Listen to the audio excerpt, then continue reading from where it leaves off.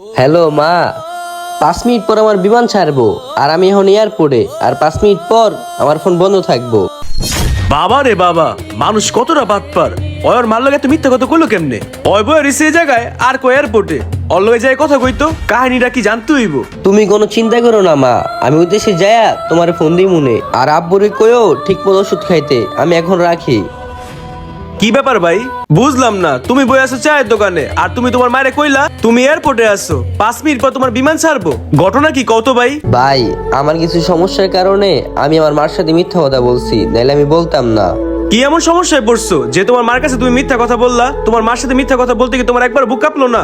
তাইলে শুনেন ভাই, আসলে আমার যে দালাল বিদেশ পাঠানোর কথা ছিল, এয়ারপোর্টের ভিতর ঢুকে দেখি ওই দালাল একটা বাটপার। আমার বিদেশ পাঠানোর কথা বললা আমার সব ভুয়া কাগজ ধরাই দিছে, আর আমার সব টাকা পয়সা মেরা দিছে। এরপর আমি যখন এয়ারপোর্টের ভিতরে ঢুকি, আমার কাগজে ঝামেলা দেখা আমারে বের করে দিছে এয়ারপোর্টের থেকে। ভাই বিশ্বাস করেন, আমার যখন এয়ারপোর্ট থেকে বের করে দিতেছিল, আমার চোখ দিয়া টলটল করে পানি পড়তেছিল। আমার বাবা মা আমারে ঋণ করে ভাই বিদেশ পাঠাতে চাইছিল। এই দালালের খপ্পরে পইরা আমার বিদেশ জয় হলো না ভাই। এখন যদি আমার বাবা মা জানে যে আমি বিদেশ যেতে পারি নাই, তাহলে ধরে স্টক করে মারা যাইবো। এখন ভাই আপনিই বলেন, এই জায়গায় আমার মিথ্যা কথা বলা ছাড়া কোনো উপায় আছে? আচ্ছা সবই বুঝতে পারলাম, তুমি যেখানে আসছো তুমি এখানে থাকবা কই? ভাই আমি কই থাকবো আমি নিজেও জানি না। যদি একটা কাজ কাম করতে পারতাম, তাহলে অন্তত বাবা মার ওষুধের টাকাটা দিতে পারতাম। আচ্ছা ঠিক আছে ভাই, তুমি কোনো চিন্তা করো না। তোমার কথা শুই না আমার কাছে অনেক খারাপ লাগছে। আমার একটা দোকান আছে, তুমি যদি আমার দোকানে কাজ করো তাহলে আমি তোমার মাসে 8-10 হাজার টাকা দিব মনে, আর আমার এখানে থাকবা, আমার এখানে খাইবা। তুমি কি আমার দোকানে কাজ করবা? হ ভাই আমি করুম, আমার কাছে 8-10 হাজার টাকা অনেক। আমি বাসায় ওষুধের টাকা তো পাঠাতে পারো। আচ্ছা ঠিক আছে, তাহলে তুমি আমার সাথে চলো, আমি তোমারে আমার দোকানে নিয়ে যাই। ভাই আসো, এটা হইতেছে আমার দোকান, ঠিক আছে? তুমি এই দোকানে কাজ করবা। তোমার যদি কোনো সমস্যা হয় তাহলে তুমি আমার বলবা। আসো আমার সাথে। এ রাব্বি, ও আজকে থেকে এই দোকানে কাজ করবো, ঠিক আছে? ও কিন্তু কাজ একদমই পারে না, ওরে কাজ সুন্দরভাবে শিখাই দিবা, ঠিক আছে? তাইলে তুমি এক কাজ করো রাব্বি, ওরে বাসায় নিয়ে যাও, বাসায় নিয়ে খাওয়া দাওয়া করাও, আর কাল থেকে ওই কারিগরে বলবা ওরে যেন সুন্দরভাবে কাজ শিখায়, ঠিক আছে? আচ্ছা ঠিক আছে ভাই, আপনি তাহলে দোকানে বহেন, আমি হেলা বাসায় যাই। আচ্ছা ঠিক আছে, ওরে লয়ে যাও। 10 দিনের বেশি হয়ে গেল কাজে এসি, বাপমার লয় কথা হয় না। বাপমার ওষুধের খরচ দিতে পারতাছি না। যাই দেখি বাইরে থেকে কিছু খরচের টাকা নিতে পারি কিনা, তাইলে কিছু টাকা মার ওষুধের লেগে পাঠাতে পারুম। ভাই কিছু কথা ছিল। কি কথা বলো?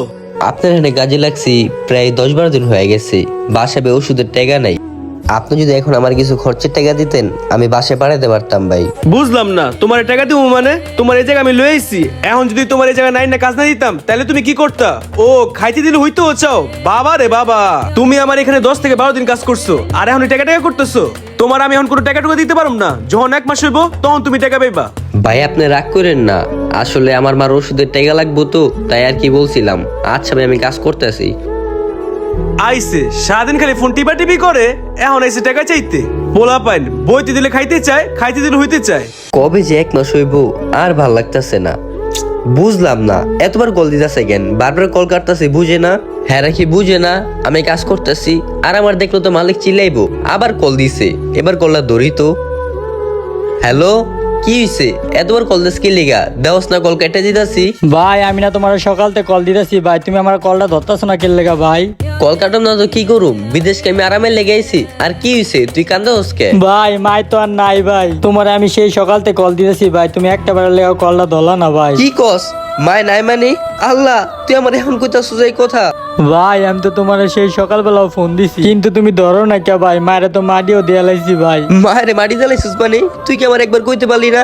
আমি কি মাটি দিতে পারতাম না? ভাই তুমি তো দেশের বাইরে থাকো, তোমার লেগে রাগ কি করুম ভাই?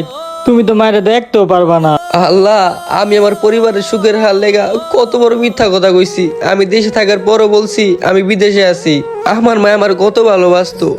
আমার মায়ের আমি শেষবার মাটি দিতে পারলাম না। আমার মতো হতভাগা যেন আর না হয় আল্লাহ। না না, আমি আর এখন লুকোচুরি করুম না, আমার দেশে বাড়িতে যেতে হইব। এই ভিডিওতে এতটুকু বোঝানো হয়েছে, আমাদের সমাজে অনেক দালালি আছে যারা মানুষের সাথে এরকম প্রতারণা করে। আর তাই আপনিও সাবধান হন, আর ভিডিওটা শেয়ার করে দিয়ে 10 জনকে সাবধান করে দিন। এবং ভিডিওটা ভালো লাগলে আমাদেরকে ফলো করে পাশে থাকবেন।